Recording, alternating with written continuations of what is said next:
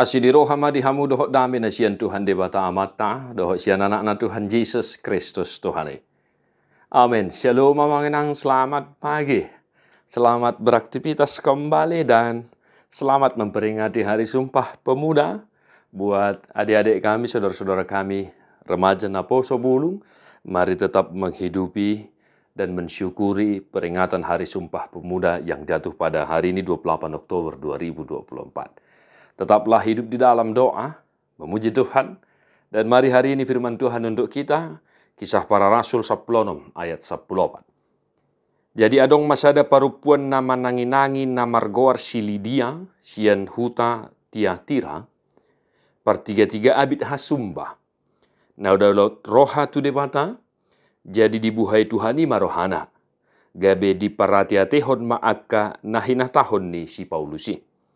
Seorang dari perempuan itu yang bernama Lydia turut mendengarkan.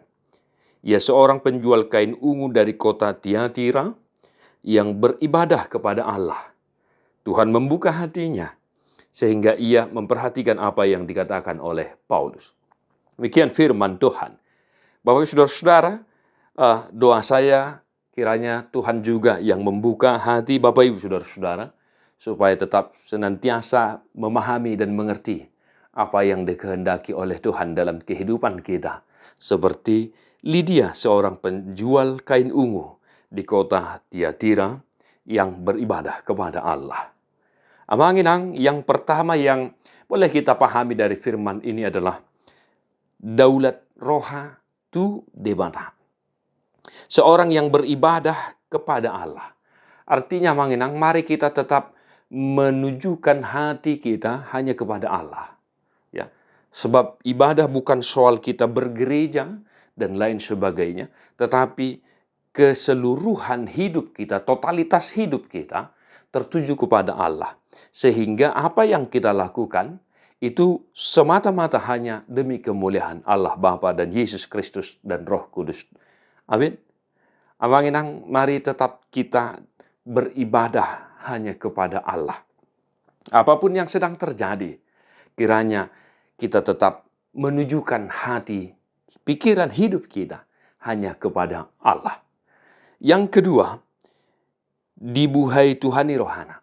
Maka seperti tadi yang saya katakan, doa saya kiranya juga Tuhan membuka hati Bapak Ibu saudara-saudara supaya tetap mengerti, memahami apa yang dikehendaki oleh Tuhan dalam kehidupan kita. Tuhan yang membuka hati Lydia supaya dia lebih mengerti, memahami apa yang disampaikan oleh Rasul Paulus tentang Kristus Yesus Tuhan kita. Maka kiranya juga Tuhan yang membuka hati saudara-saudari supaya tetap senantiasa memahami apa yang dikehendaki oleh Tuhan melalui renungan singkat ini. Amanginang holan toddini Tuhanido natuk mabuhay rohatta asalam taboto dia akka nahinalomohon ni rohani debata di ngoluta. Yang ketiga, maparatiadehon.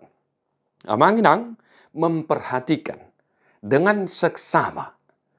Maka saya juga mengajak kita untuk senantiasa memperhatikan apa yang disampaikan oleh para hamba Tuhan. Apa yang disampaikan oleh orang tua kita dalam menasihati kita. Supaya hidup kita tertuju kepada Tuhan. Supaya hidup kita senantiasa berjalan di jalan yang Tuhan kehendaki. Maka apapun yang sedang kita hadapi, apapun tantangan yang sedang kita rasakan, kita alami dalam kehidupan kita satu hari ini, kiranya kita tetap menunjukkan hati kita kepada Tuhan dan senantiasa membuka hati kita dan memperhatikan apa yang dikehendaki oleh Tuhan dalam hidup kita. Tuhan memberkati amanginang. Mertua doakan itu mangihon hata di devana. Jalah naupiopsa. Amin.